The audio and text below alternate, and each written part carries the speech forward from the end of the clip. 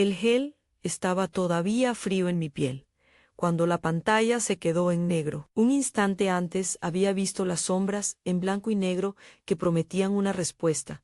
La cabeza, el latido tenue que había sido durante meses la idea de una vida a menos, y al segundo siguiente la sala se llenó de un silencio opaco. La mujer que me atendía cerró la puerta con cuidado, apagó la luz y se sentó frente a mí con las manos juntas, como quien guarda un secreto demasiado grande para dejarlo al azar. Me miró de una manera que no era solo profesional. Había algo de urgencia, y temor. Y entonces, con la voz baja, me dijo que me fuera de mi casa, que buscara un abogado de divorcios y que no dijera nada por teléfono hasta que lo hiciera. Mi mundo, la casa de piedra que había heredado parcialmente de mi abuela, el nombre de mi familia, la idea de un futuro con el hombre con el que me había casado, se resquebrajó en un solo gesto. No fue una revelación científica ni una condena. Fue una indicación tan clara y fría que me obligó a actuar. No conocía aún el alcance de lo que me estaban diciendo, pero su tono me hizo comprender que lo que venía detrás de esa puerta no era una desgracia privada. Era algo planeado. Y yo era su objetivo. Me llamo Daphne Wilson, tengo 32 años, soy directora de marketing y hasta ese día había vivido convencida de que lo peor que podía pasar con mi vida era un mensaje mal redactado de un cliente. No imaginé nunca que lo más peligroso que me rondaría sería alguien con quien compartía una cama, las cuentas y el apellido. Conocí a Grant en una gala benéfica en la casa de la fundación. Era el típico encantador en sonrisa estudiada, esa manera de inclinarse cuando me hablaba como si quisiera escuchar únicamente lo que yo decía. Trabajaba como asesor financiero y desde el primer brindis supo decir exactamente las palabras correctas. Mis amigos bromeaban con que parecía sacado de una revista impecable, seguro, capaz de entrar en una sala y ocuparla sin esfuerzo. Yo llamaba a aquello estabilidad. Después de un año de citas, nos casamos en el jardín de la casa de mi abuela, rodeados de glicinias y velas. Durante un tiempo sentí, ingenuamente, que en él había encontrado el compañero que me daría la paz que mi vida profesional no podía ofrecer. Tras 2 años intentando tener un hijo, los médicos diagnosticaron lo que nos dijeron fue factor masculino severo. Nos explicaron las opciones en inseminación artificial, fecundación in vitro FIV con microinyección intracitoplasmática y CSI, que consiste en introducir directamente un espermatozoide en el óvulo y, si fuera necesario, recurrir a un donante. Grant, al principio, se mostró devastado. Yo lo estuve también, pero en distinto registro, a mi dolor fue mezclándose con una cabalgada de decisiones médicas, citas, pruebas y la necesidad de confiar. Él insistió en llevar el proceso, dijo que conocía la clínica de fertilidad adecuada, que tenía contactos que podían agilizar los permisos, que él se encargaría de todo para que yo no cargara con el peso adicional. Me dejó fuera de muchos correos y llamadas. En un primer momento pensé que era un gesto protector. Con el tiempo supe que era una estrategia. Las señales llegaron con la sutileza de una gotera. Teléfono boca abajo en mesas donde antes estaba libremente sobre un plato. Noches que tenía que trabajar en la oficina y que se convertían en fines de semana enteros sin explicaciones convincentes. Pequeñas presiones para vender obras de arte antiguas de la casa, alegando que necesitábamos liquidez para inversiones legales. Empezó a haber cargos inexplicables en la cuenta corriente que compartíamos, en transferencias a nombres que no conocía, pagos en efectivo retirados de cajeros por montos que parecían escogidos al azar. Cuando le preguntaba, Grant sonreía con esa calma calculada y me explicaba que yo exageraba, que estaba nerviosa por los procedimientos, que la ansiedad hacía ver sombras. Fue un gaslighting lento y profesional, siempre una excusa racional detrás de una mentira. Mi madre, Vivian, lo veía todo con la nitidez de quien lleva el oficio de leer intenciones desde hace décadas. Vivian, abogada de herencias jubilada, me había dado la casa de la abuela en fideicomiso cuando decidí casarme. Conservaba un ojo crítico y un escepticismo por defecto hacia cualquier hombre que moviera nuestros papeles con demasiada confianza. La primera vez que se quedó sola con Grant, no tardó en decirme que algo no cuadraba. Le había visto sus manos jugando con las facturas de la casa, con una impaciencia que no era de quien revisa gastos domésticos, sino de quien planea un reajuste. Mayo R. Yo la rebatí, orgullosa y ofendida, a no seas paranoica, mamá. No quería perder la historia feliz que me había vendido durante años. El día de la ecografía fui como cualquier otra paciente. No había sospecha. Había una expectativa torcida por conseguir una respuesta. La sala olía a desinfectante y ambientador floral, la misma mezcla que había olisqueado en otras clínicas. La ecografía empezó rutinaria. La técnica deslizó el transductor. Yo observaba una pantalla que mostraba formas grises y el signo de un latido. Y luego, de pronto, la pantalla se apagó. La ginecóloga, la doctora Clary, me pidió hablar a solas y en sus palabras traía algo que no podía dejarse encima de la mesa, como si fuera un resultado médico más. Ann dijo que una colega, una enfermera llamada Mali, había contado algo en confianza. Había indicios de que mi marido había pagado para que se cambiara una muestra. No explicó todos los detalles en esa sala a oscuras. Me entregó un sobre con copias fotográficas, recibos de transferencias y un par de correos que parecían más bien fragmentos de una conversación que tenía sentido si se juntaban. Me pidió que no contratara un abogado sin antes hablar con ella y que por mi seguridad considerara marcharme de la casa. No fue una amenaza, fue una advertencia con voz quebrada. Ese sobre era un detonante. Lo miré con manos que temblaban por razones opuestas, una mezcla de ira y alivio. Ira porque la traición venía envuelta en papeles que reflejaban intencionalidad. Alivio porque al fin tenía señal de que mi confusión no era producto de mi mente. Había transferencias a nombres que yo desconocía, pagos fechados en días en que Grant había dicho estar en reuniones y un correo en el que se hablaba de garantizar correspondencia y cubrir trazas. Les llamo así ahora trazas, porque describen ese rastro silencioso que deja a quien quiere que nada se note. Antes de que pudiera reunir los pensamientos, lo llamé. Contestó rápido, como si fuera una casualidad. ¿Todo bien?, preguntó Ann. No dije nada de la conversación con la doctora. El miedo me hizo prudente.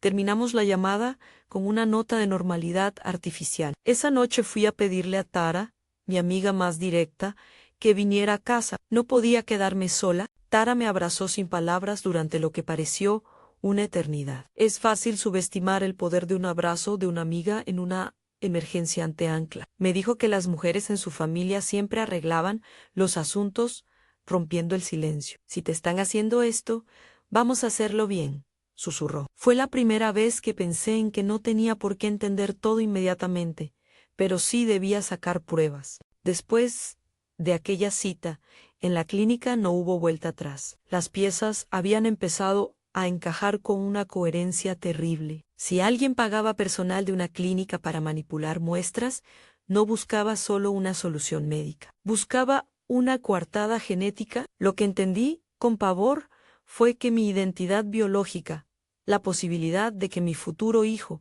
fuera genéticamente de Grant, podía haber sido alterada a propósito. La idea era refractaria a cualquier etiqueta en traición personal, fraude reproductivo, un plan con un objetivo que, en ese momento, solo intuía. Le pedí a la doctora Clark que me diese el nombre de la enfermera. No quiso revelarlo en la clínica sin garantías, y me sugirió que hablara primero con su colega fuera del horario laboral. Fue así como terminé con el número de Mali en la pantalla de mi teléfono, con él sobreapretado entre mis manos y con la determinación de no confiar en la versión que Grant había construido en torno a nosotros. Mali y yo nos citamos en una cafetería discreta, lejos de la clínica. Era una joven con la mirada cansada de quien ha contado secretos por miedo. Me entregó más documentos en registros de laboratorio, horarios, un nombre que repetía como un fantasma en los papeles, Derek Sykes, y una serie de anotaciones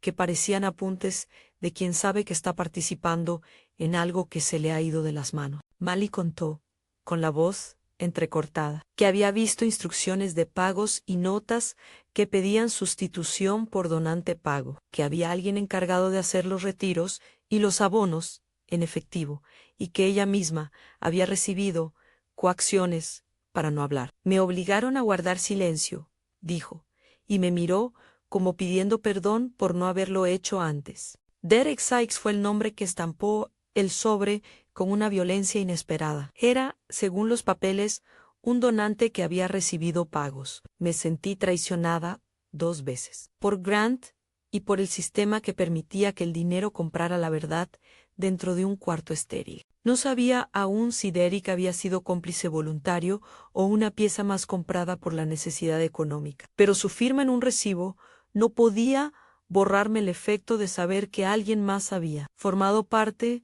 de lo que creí que era mío por derecho. A partir de ahí, mi vida se dividió en antes de saber y desde que tengo evidencias. Llamé a mi madre esa misma noche y le leí los nombres y las fechas. Ella no se sorprendió tanto por los hechos que sabía que podrían pasar, sino por la comodidad con la que Grant gestionaba las finanzas. Vivian me pidió que no confrontara a Grant sin pruebas tangibles, que mantuviera la calma y documentara cada conversación. Fue entonces cuando llamó Sandra Kowalski, nuestra abogada. Sandra escuchó y le pidió a Vivian que congelara cualquier aval o fondo que pudiera estar ligado a los movimientos sospechosos. No me dio falsas esperanzas, pero fue la primera vez que escuché una palabra que no fuese miedo en estrategia. Con la abogada implicada y la información inicial en mis manos, contraté a Rosalind Weaver, una investigadora privada,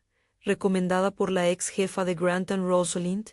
Era la clase de persona que llega a una escena con una carpeta y una mirada que no juzga, solo recoge. Me explicó, de manera clara y sin dramatismos, lo que podía hacer: rastrear transferencias bancarias, obtener fotos que comprobaran encuentros, corroborar la identidad del donante y pedir declaraciones al personal de la clínica que estuviera dispuesto a hablar. Me dijo también lo que no podría hacer.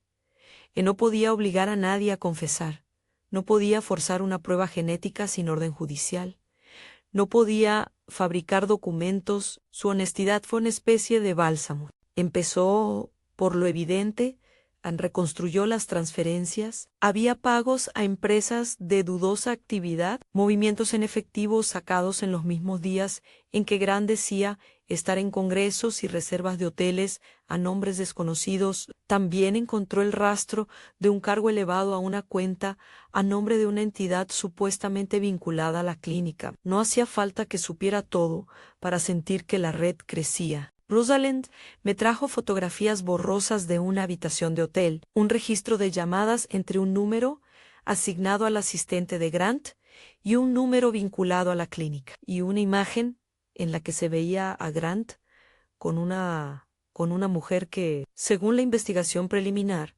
trabajaba como asistente en la clínica. Caroline Ashford, la exnovia de Boston mencionada en algunos correos, apareció también en el mapa de relaciones de Grant, no como culpable, sino como otra prueba de su patrón de manipulación afectiva. Mientras Rosalind trabajaba, yo vivía una doble vida. Por la mañana discutía campañas de marketing y por la noche repasaba transferencias y correos. En la oficina fingía normalidad. En casa, la tensión crecía. Leí cada factura, cada extracto, cada correo que había en el sobre con una intensidad que me dejó sin aliento. No era solo la idea de que me habían engañado sobre la paternidad posible de un hijo, era la realidad de que alguien había traficado con mi deseo más íntimo para conseguir un resultado que le convenía. En algún lugar, después de tantas mentiras, sentí que la misoginia y el dinero se habían aliado para hacerme daño. Grant, por su parte, no varió su patrón. Cuando hubo ocasiones de confrontarle, su habilidad para dar vuelta a la conversación era impresionante. «Estás paranoica», decía, «si te pones así vamos a perder todo, confía en mí», Intenté acusarle con pruebas preliminares. Él negó, hizo preguntas que buscaban mi debilidad, y cuando intenté hablar con frialdad, me lanzó una sonrisa que supo amenaza callada. El grantismo, así llamé luego esa mezcla de encanto y dominación, se manifestaba a través de una mezcla de ternura falsa y desprecio lateral. Vi en sus ojos que mi investigación le irritaba. Sin embargo, no se mostró alterado públicamente. Eso era lo más peligroso, en la normalidad simulada. Un día, después de una discusión que acabó en un silencio de plomo, descubrí en el despacho de la casa una factura antigua que no figuraba en nuestros archivos conjuntos. Un pago a un laboratorio con una cuantía que no encajaba en ninguna explicación sencilla. Esa factura fue la chispa que me llevó a no dar marcha atrás. Se la enseñé a Rosalind y a Sandra. Esto ya no es sospecha, dijo Sandra con precisión. Eso es una línea que se cruza. Rosalind empezó a presionar en la clínica. Habló con personal que, como Mali, se sentía culpable. Un embriólogo, cuyo nombre protegemos por su propia seguridad en los documentos que ahora forman parte del expediente, accedió a relatar prácticas irregulares que había observado a muestras manipuladas, operaciones fuera de protocolo para acelerar procesos y transferencias de material que no siempre guardaban la trazabilidad necesaria. No invento estas palabras. Fueron parte del informe que, fragmentado, fue llegando a mis manos como piezas de un rompecabezas sin imagen final. Cada pieza que llegaba se convertía en una confirmación dolorosa. Había pagos, había correspondencia, había una figura externa de Eric que había sido remunerada y había empleados que habían recibido incentivos económicos para mirar para otro lado. No todo el personal era cómplice. Algunos estaban acorralados por circunstancias que la plata había empequeñecido hasta convertir sus conciencias en algo negociable. Mali me pidió perdón por haber guardado silencio, diciendo que temía por su empleo y por represalias. Yo le ofrecí, torpemente, consuelo. No quería ser dura con quien había tomado decisiones impuestas por el miedo. Conforme el expediente crecía, también lo hacía la estrategia. Vivian sugirió una respuesta pública calculada a no ceder al escándalo privado que Grant tal vez esperaba, sino orquestar una exposición con testigos, documentos y autoridades presentes. Sandra trazó los límites legales. Yo, por primera vez, desde que supe la traición, agarré el timón de mi propio relato. Había un impulso vengativo en todo aquello que no justifico. Lo que sí quiero explicar es que la rabia se templó en estrategia. No sería el titular de una portada sensacionalista. Sería un proceso ordenado de desmontaje. Hubo noches en que no podía dormir. Imaginaba la fiesta que un día sería un recuerdo agradable de mi boda transformada en un escenario de justicia. Pensaba en el bebé que podía haber crecido con una mentira. Pensaba en mi madre, en las paredes de piedra de la casa de la abuela que habían presenciado generaciones y ahora conocerían un enfrentamiento que quizás dejara cicatrices. Pero había algo más en la certeza de que no era la víctima pasiva de una farsa. Me había armado de pruebas, de aliados y de una lucidez que daba vértigo. Un día, mientras revisaba correos que Rosalind había conseguido, vi una transferencia con un detalle que me heló.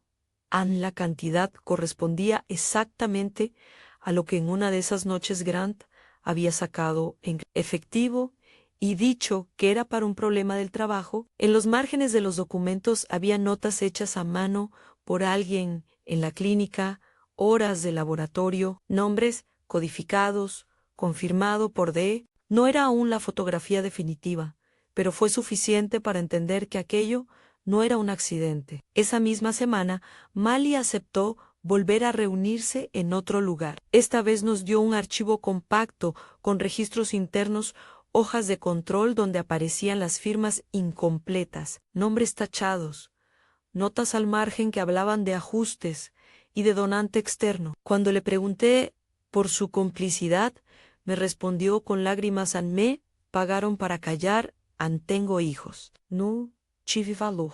No busqué en ella la heroicidad. Su confesión fue real, y humana. Ofrecí darle apoyo para declarar. Ella tembló y aceptó, con la condición de protección. Esa acumulación de pruebas cambió la textura de mi vida. Antes, la traición se movía en un plano emocional. Ahora tenía una forma física. Documentos con remitentes, transferencias bancarias, fotos de resolución baja que demostraban encuentros, mensajes de texto y correos que hablaban en clave. Entretanto, Grant seguía con su vida pública, asistía a cenas, sonreía para las fotos, patroneaba inversiones. Todo indicaba que había pensado su designio con antelación ansí. Había que manipular una prueba genética. Lo lógico era hacerlo con frialdad financiera para asegurarse el beneficio, y que el silencio y la vergüenza acabarían protegiéndole. En medio de este ruido, tuve que aprender a mantener el rostro sereno. Fue más por estrategia que por nobleza. Cuando me encontraba con él en cenas o reuniones familiares, actuaba con la cortesía exacta de quien administra un peligro. Por dentro, tramaba cada movimiento con mi madre y Sandra. Pedimos a Rosalind que continuará documentando más registros, nombres, fotos, declaraciones firmadas. También acordamos que no haríamos pública la información hasta tener una manera segura de presentarla y testigos listos para declarar. Una noche de lluvia, enterrada en papeles, repasé los fragmentos que tenía Anne el sobre de la doctora Claire, las notas de Molly, la transferencia ligada a Derrick, los extractos bancarios, las imágenes borrosas. Cada elemento era una fibra que sostenía la hipótesis de que había sido objeto de un diseño. No pensé en la venganza como entretenimiento. Pensé en recuperar mi verdad y, de rebote, proteger a quien viniera después. Aprendí también algo más durante ese tiempo, que la traición no es solo un acto dirigido hacia una persona, sino una estrategia que utiliza redes. Cuando ves los pagos, las llamadas y los documentos, descubres que hay siempre una arquitectura detrás de la mentira. Los nombres se repiten, las cuentas aparecen en varias anotaciones. Las personas que antes parecían independientes resultan conectadas por hilos que solo el tiempo y la investigación consiguen desenmarañar. Una tarde, después de una reunión con Sandra, firmé la petición para ordenar una congelación provisional de ciertas cuentas relacionadas con la empresa que Grant dirigía. Era una maniobra limitada con la intención de evitar que se disiparan fondos que pudiéramos necesitar para nuestras demandas y para garantizar una capacidad de maniobra legal. Por primera vez sentí que mi familia no estaba indefensa. Vivian, con su calma vieja, movía contactos como si fueran piezas de ajedrez que conocía desde pequeña. No es personal, mi Giju, un Jiao tomando mi mano. Es necesario. La masa de pruebas no sustituyó el daño emocional, pero me regaló algo que no había tenido antes: control. Control para decidir los tiempos, para organizar la exposición y para no ser arrastrada por la vergüenza pública. Ya no era una persona que esperaba que algo le pasara, era la autora de su propio contraataque. Y eso, en el fondo, fue la lección más dura, aunque la dignidad se reconstruye actuando con cabeza fría, no con furia desordenada. Fue en ese punto cuando decidimos, con Sandra y Vivian, que lo que antes había sido una rabia individual se transformara en un momento público con testigos claros. Una reunión en la casa de la abuela, pensada para hacer la escena donde finalmente rendir cuentas. No quería que fuera una venganza, quería que fuera una presentación ordenada de hechos frente a quienes importaban, amigos, familiares y las autoridades. Teníamos que garantizar que nadie, ni siquiera Grant, pudiera manipular la narrativa de nuevo. Mientras planeábamos, me encontré con un correo de Derrick Sykes. No era una confesión, era una oferta de hablar a cambio de condiciones que, por ética y prudencia, no puedo detallar. Lo que sí puedo decir es que Derrick mostró arrepentimiento en la conversación que mantuvimos por teléfono y que con el tiempo accedió a colaborar con testimonios. Su voz tembló cuando habló de dinero y necesidad. Me dio lástima y rabia. La lástima por lo que pudo haberle empujado y la rabia por haber sido parte de mi engaño. Aquel plan. Entonces, Dejó de ser un delirio de humillación y se convirtió en una operación meticulosamente ejecutada en pruebas organizadas. Testigos preparados, órdenes legales solicitadas en el momento adecuado. No todo estaba seguro. Había riesgos legales, humanos y personales. Pero cada hora que pasaba me alejaba de la pasividad con la que había vivido los primeros meses de matrimonio. En un momento, sin embargo, sentí un miedo más primitivo que la estrategia, el miedo al error, a la interpretación equivocada de una prueba, al rumor transformado en acusación sin base. Sandra insistió en no usar nada que no estuviera documentado y verificable. Si vas a acusar, hazlo con papeles que no den lugar a interpretación, me dijo con firmeza. Era una manera de implorar por la dignidad de una acusación responsable. En las semanas siguientes, la casa se convirtió en un cuartel. Mi madre se ocupaba de invitados y logística. Rosalind seguía escarbando en archivos. Sandra preparaba los documentos y la estrategia legal. Yo ensayaba discursos que no diría, repasaba las preguntas que podrían hacerme los invitados y sobre todo aprendí a respirar antes de hablar.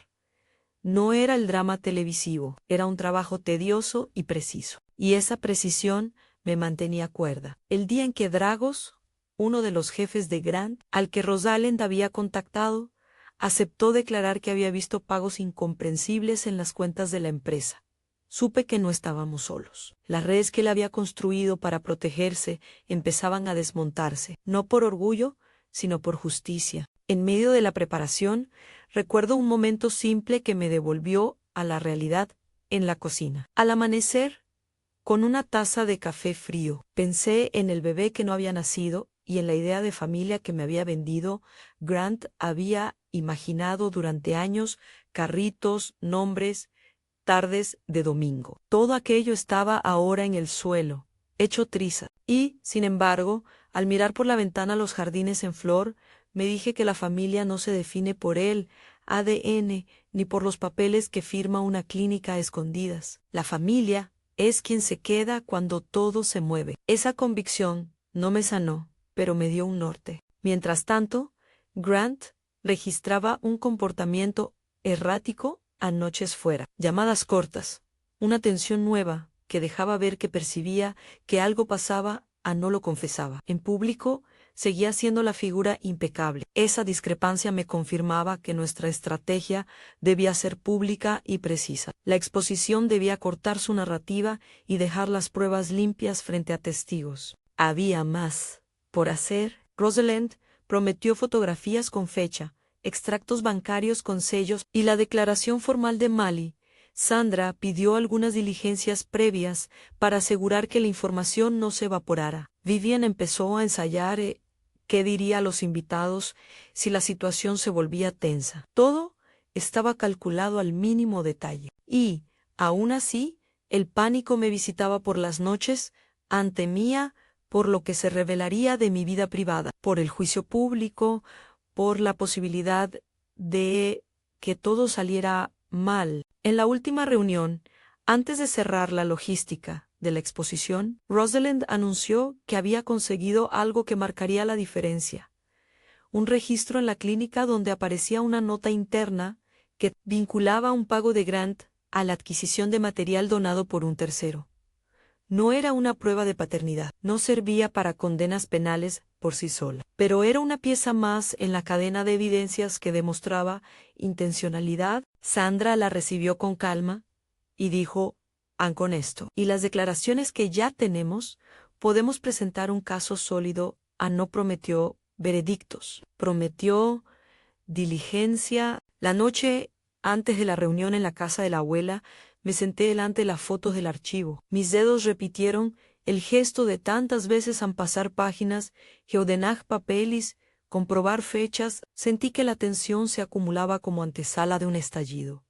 No era la sensación de querer destruir a alguien, era la sensación de necesitar cerrar un capítulo con la verdad sobre la mesa, con testigos y con la ley de nuestra parte. Quería que la historia se contara con frialdad y que yo no fuera más la víctima silente de una trama que otros habían cosido con billete. Y entonces, en el filo de la madrugada, Con la ciudad durmiendo, supe que lo que me esperaba no sería fácil. Había mucho en juego, en no solo la seguridad de mi hogar y mi nombre, sino la idea misma de lo que significa ser dueña de tu propio cuerpo y de tus decisiones reproductivas. Si alguien había tratado de manipular eso por su codicia, debía rendir cuentas. No por humillar, sino por proteger a quienes pudieran encontrarse en la misma situación. Si esta historia te está atrapando y quieres seguirla hasta el final, suscríbete para no perder la continuación. Al amanecer, la casa de la abuela olía a té y azahares. En el hall,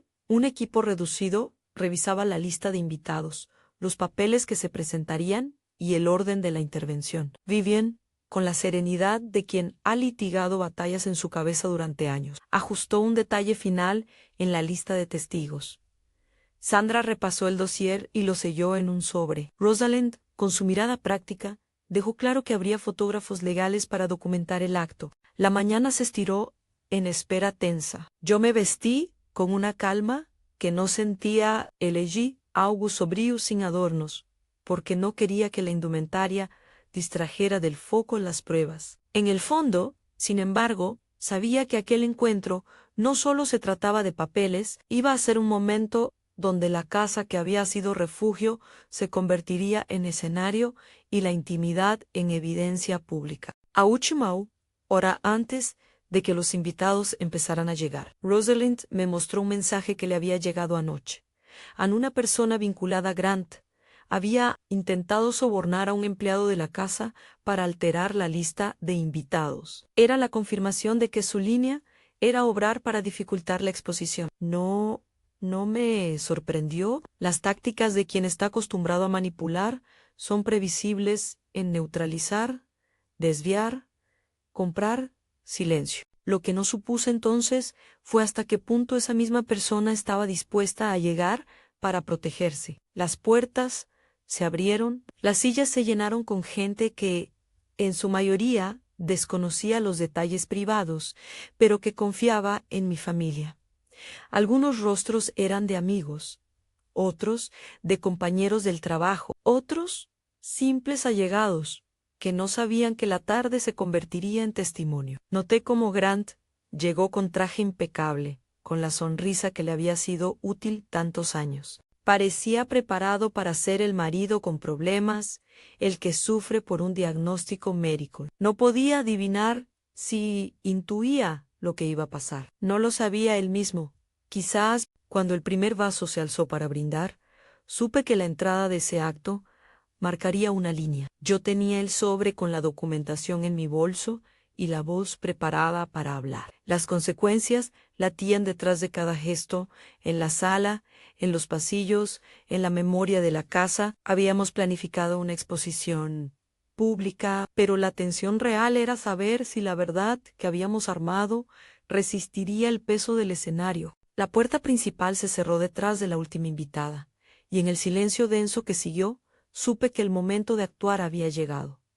Me levanté cuando el murmullo se tensó. Las copas tintinearon y la atención fue desviándose hacia mí con esa mezcla de curiosidad amable y el instinto de quien asiste a una reunión donde algo extraordinario está a punto de ocurrir. Caminé hasta el centro del salón con el sobre en la mano. Sentí el fresco de la piedra bajo mis tacones y noté que el jardín, más allá de las ventanas, llevaba la misma calma ingenua que siempre los glicinias seguían colgando sus racimos como si no supieran nada de traiciones. Dentro, todo era electricidad contenida. Empecé a hablar con la voz que había practicado sin que nadie lo supiera, la voz que Sandra insistió en que fuera factual y serena. No hice escándalo, no quería gritos ni escenas de novela. Quería que las pruebas hablasen por sí mismas, limpias y concretas. Expliqué que había en el sobre copias de transferencias, extractos bancarios, correos fragmentados que vinculaban a una cuenta de mi marido con pagos a personal de la clínica, recibos con la firma de un donante identificado como Derek Sykes y hojas de control con anotaciones al margen que documentaban sustituciones. Nombré uno a uno, los documentos sin leérselos, preferí que el silencio llenara los huecos. Vi a Grant sonreír al principio con esa calma impecable que tanto daño me había hecho. Pero la sonrisa no le sirvió. Cuando mencioné a Mali y a sus declaraciones, la cara de Grant cambió de color. Pudo ser apenas un latido, una sombra, pero lo vi. Cuando dije que habíamos llamado a la policía para que se presentaran, si era necesario, algo en su expresión se rompió.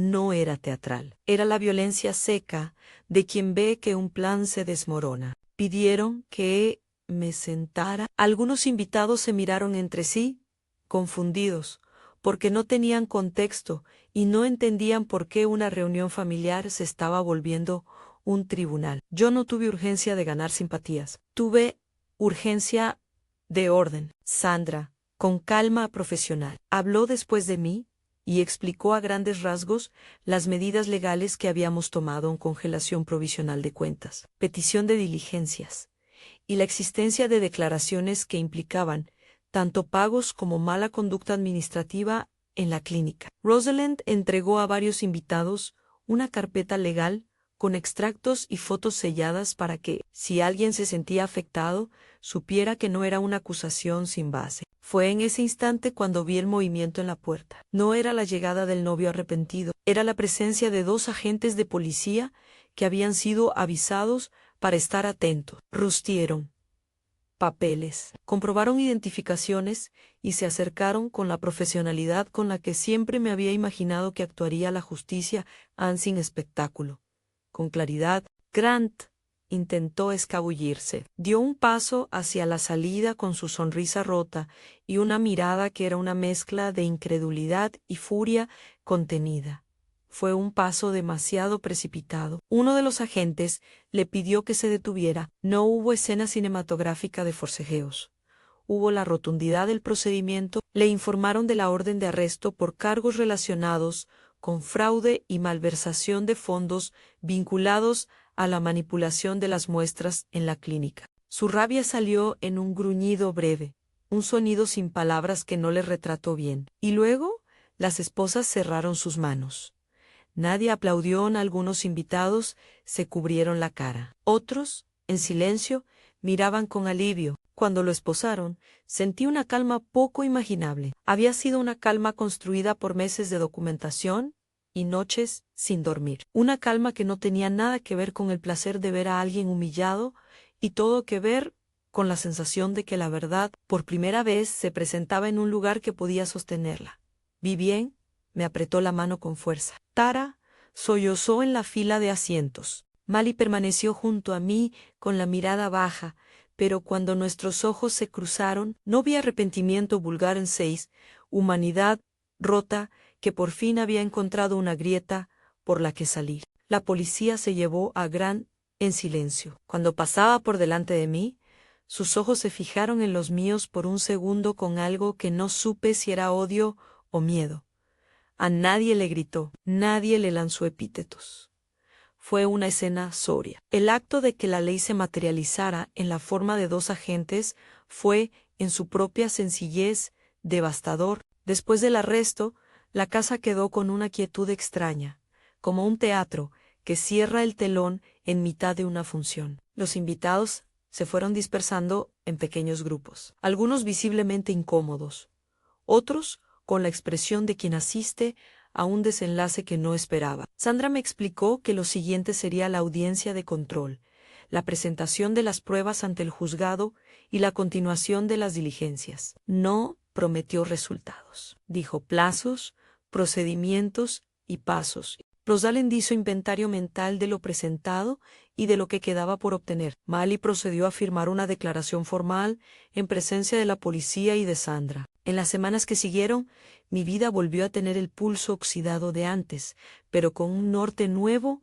que me empujaba. Vi a Grant en fotografías de archivo cuando tuvieron que publicar su arresto. Le vi en los resúmenes que llegaban a la oficina de mi madre y, con mayor frecuencia, ya no lo veía en los pasillos de la casa. La congelación de cuentas que pusimos en marcha, con la ayuda de Sandra, garantizó que no desaparecieran algunos fondos que podrían haber servido para diluir responsabilidades. No digo que fuera fácil.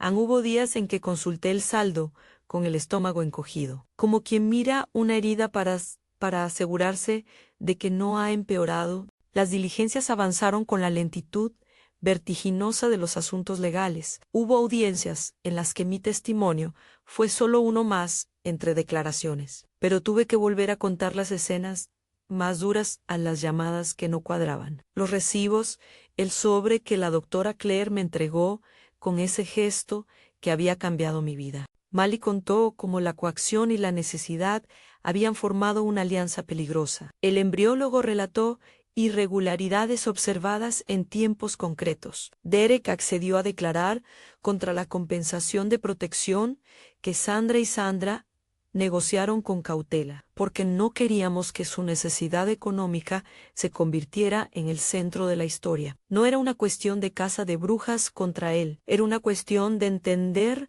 las capas de responsabilidad. Algunos nombres quedaron protegidos en los documentos por seguridad y miedo. El proceso fue una cuchara de tiempo en pequeñas victorias documentales, retrocesos burocráticos, rumores que tuve que ignorar. Por mi parte aprendí a responder sin rabia, con la precisión que Sandra exigía.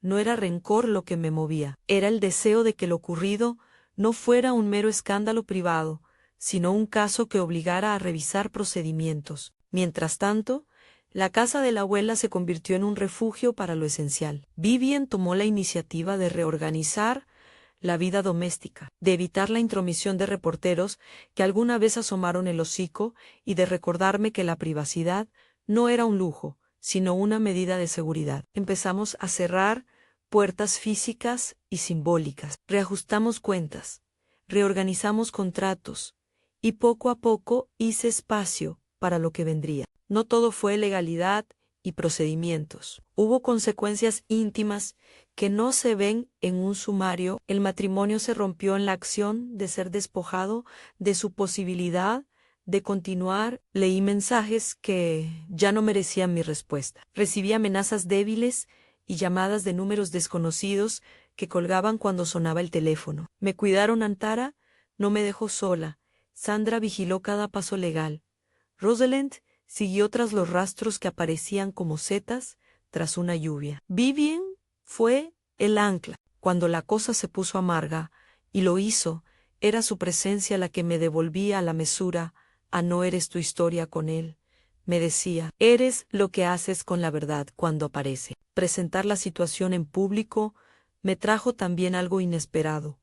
Otras mujeres me escribieron mensajes privados, cartas, correos. Algunas contaban experiencias propias con clínicas donde algo había parecido extraño. Otras agradecían la exposición pública porque les había dado valor para mirar lo suyo. No me convertí en portavoz de nadie, pero comprendí que lo que me había sucedido podía servir para que otros se sintieran menos solitarios. Hubo, inevitablemente, presión mediática. Evité la mayoría. No quería que la atención se transformara en espectáculo. Quería que permaneciera en el registro del proceso. Sandra estableció un protocolo de comunicación. Todo lo que debía decirse se decía por medio de despachos legales. No me arrepiento de haber cerrado puertas. Mantener el control de cómo se narraba mi vida fue una forma de dignidad. Cuando el divorcio fue presentado formalmente, no fue un acto ceremonial, fue un trámite que cortaba legalmente lo que ya era intangible, la confianza. La separación llegó con papeles meticulosos y con una sensación de alivio que a veces se disfraza de culpa. No hubo batalla pública por la casa. Vivian, con la prudencia de quien conoce el oficio de las disputas familiares, se encargó de que la gestión fuera serena. No hubo titulares sobre repartos millonarios, ni humillaciones en plazas públicas. Fue un ajuste burocrático que, para mí, significó poder cerrar una puerta y no tener que ver la sombra de Grant colgada de los marcos de mi casa. Lo que siguió fue la espera más extraña de mi vida. A la espera de un bebé que aún no había nacido. Las fechas del embarazo me reclamaban paciencia. Las visitas médicas se llenaron de nuevos nombres y, en algunos momentos, tuve que tomar decisiones con las manos firmes. a permitir que se realizasen las pruebas necesarias. Aceptar la idea de que, aunque la biología fuera una cuestión compleja, la maternidad no se resuelve en un resultado genético, sino en el cuidado cotidiano que vendría. No siempre fue sencillo sostener esa idea. Hubo noches donde la duda se colaba como un animal doméstico y me destrozaba. El día en que naciera mi hijo no estuvo exento de la sombra de lo vivido. La vigilancia de Sandra y de Rosalind garantizó que todo el procedimiento médico se hiciera con máxima transparencia. Habíamos aprendido demasiado como para volver a someter la intimidad a la ambigüedad. Los papeles estaban en regla, las firmas a la vista. El bebé llegó con un gemido que cortó cualquier posibilidad de nostalgia por la pérdida de una historia que creí mía. Era un ser frágil y absoluto que no sabía de documentos ni de conspiraciones. Lo sostuve por primera vez y tuve la sensación de que el mundo había recobrado su sentido básico, amprotecto y horizonte. La casa se llenó de pañales, visitas medidas, llamadas de cariño y el rumor suave de una vida que empezaba a exigir la presencia. Vivien lloró con risa y cansancio. Tara pintó la habitación con un tono que supo a día. Sandra me visitó con discreción y tomó notas mínimas, lo legal y lo humano. Rosalind, siempre práctica, me trajo un archivo donde había copias de todas las pruebas, en orden. Me sentí apoyada en una red construida con profesionalidad y afecto. Hubo también, inevitablemente, preguntas públicas, a gente que quería saber la verdad del resultado genético. No respondí con titulares.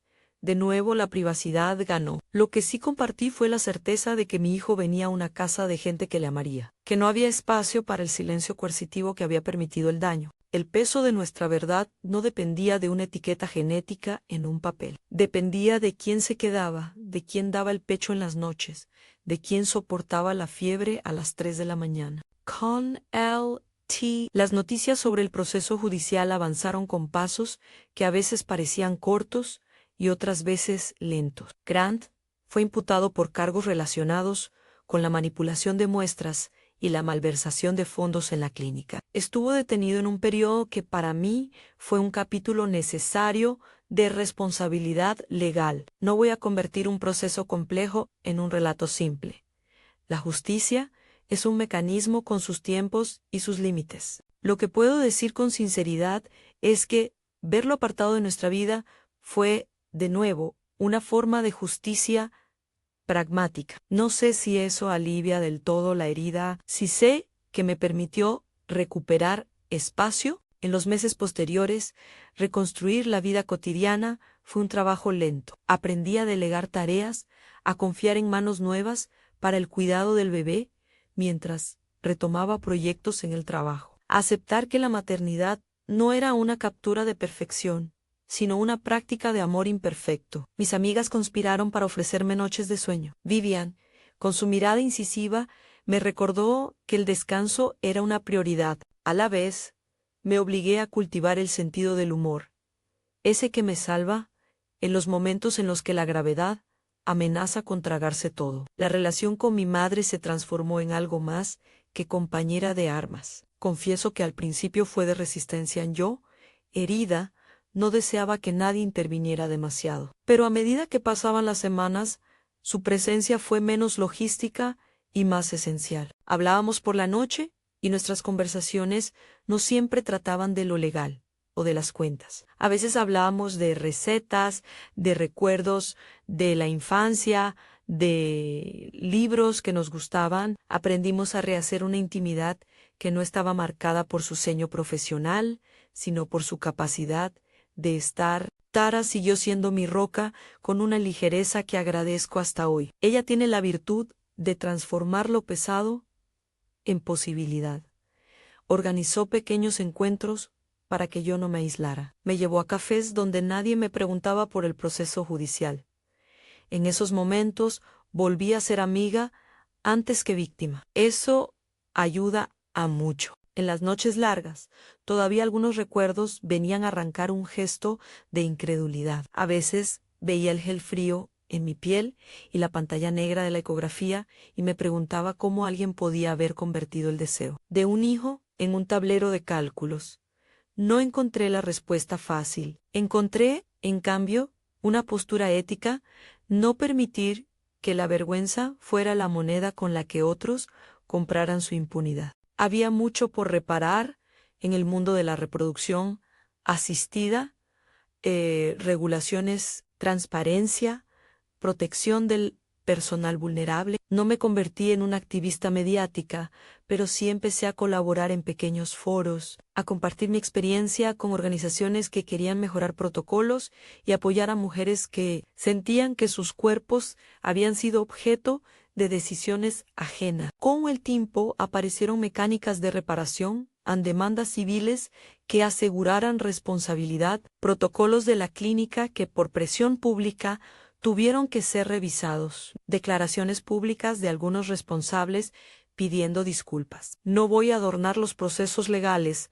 Hubo conversaciones duras con representantes de la clínica y negociaciones. Algunas puertas se abrieron, otras permanecieron cerradas. Aún así, sentí que había servido para algo, para dar visibilidad a una forma de violencia, que a menudo se oculta en habitaciones estériles. Lo que más me costó fue aceptar que la traición había sido perpetrada por alguien cercano. Aprendí a distinguir entre el acto y la persona, a no convertir mi propia historia en una condena de la idea del amor. No digo que fuera fácil volver a confiar, digo que aprendí a elegir a quién acercarme con criterios distintos a la atracción superficial. Elegir relaciones que se demostraran en la cotidianeidad, en pagos compartidos sin sorpresa, en conversaciones abiertas sobre dudas médicas, en la capacidad de admitir errores sin convertirlos en manipulación. En el plano más íntimo, la paternidad llegó con la verdad de que la familia no es un certificado, sino una acción. Todos los días lo escojo en la leche, calentada a la noche, en las visitas al pediatra, en el silencio guardado para dejarle dormir. Vivien estuvo a mi lado, y esa compañía transformó nuestras conversaciones en algo que hoy reconozco como una segunda oportunidad para la ternura. Nos permitimos reír de cosas sencillas, a veces incluso de los errores de la cocina que ahora compartimos. Hubo también reconciliación con algunas personas que habían sido parte del entramado de mentiras, de formas indirectas. Mali y yo, por ejemplo, mantuvimos una relación compleja. No la justifico ni la castigo. Intenté entenderla. Vio su papel y lo asumió con la honestidad difícil de quien ha fallado por miedo. Le ofrecí ayuda para buscar alternativas laborales y psicológicas. No busqué humillación pública ni juicio social. La reparación, cuando es posible, me parecía más útil que la expiación pública. Derek, por su parte, tuvo una presencia ambivalente. Fue testigo en el proceso y su testimonio permitió cerrar hilos que de otro modo habrían quedado sueltos. Sentí compasión por su situación económica y rabia por la parte en la que aceptó participar en una trama que me dañó. No hay necesidad de simplificar.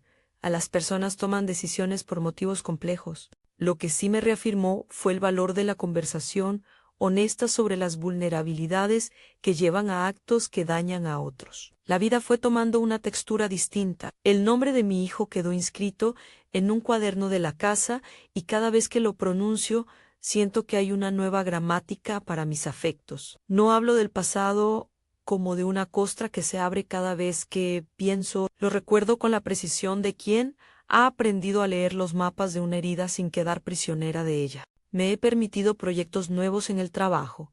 He retomado viajes pequeños, escrito en un diario que guardo con cierto cuidado. A veces me pregunto qué habría pasado si la doctora Claire no hubiera apagado la pantalla. Si no hay un punto de giro, muchas cosas permanecen veladas. Ese apagón fue una suerte de llamada que me obligó a mirar el tablero entero. He aprendido a ver en los gestos aparentemente mínimos señales de que algo debe investigarse. No me transformé en detective por gusto, me convertí en alguien que entiende que la obediencia ciega al cariño puede ser peligrosa. Hoy, cuando paso por la sala donde nos casamos, no siento el amargor de antes. Veo la casa como un territorio que ha sido cuidado y reconstruido. Hay huellas de lo vivido, por supuesto, pero también hay nuevos muebles, libros y risas que no pertenecen a la historia anterior. La casa ya no es el escenario de una promesa rota, sino un lugar donde se cuida a un niño que no entiende de cuentas ni de traiciones. La justicia hizo parte de su trabajo. No me dio la reparación emocional completa ni prometió que todo volvería a ser como antes. Lo que hizo fue poner límites, aplicar procedimientos y reconocer que lo sucedido no podía quedar en silencio. A mi modo, eso fue suficiente. La ley hizo su parte. Yo seguía haciendo la mía. Si algo quiero que quede como lección, es esto. En la familia no es una cuestión de ADN ni de certificaciones. La familia es quien se queda, quien cuida, quien hace las noches menos terribles, quien admite errores y no explota la vulnerabilidad del otro. Me tomó tiempo comprender que esa definición no disminuye el dolor de lo ocurrido, lo transforma en una brújula. No soy heroína, soy una mujer que pasó por una experiencia que la alteró, que sufrió y que, con apoyo, logró poner límites y proteger lo esencial.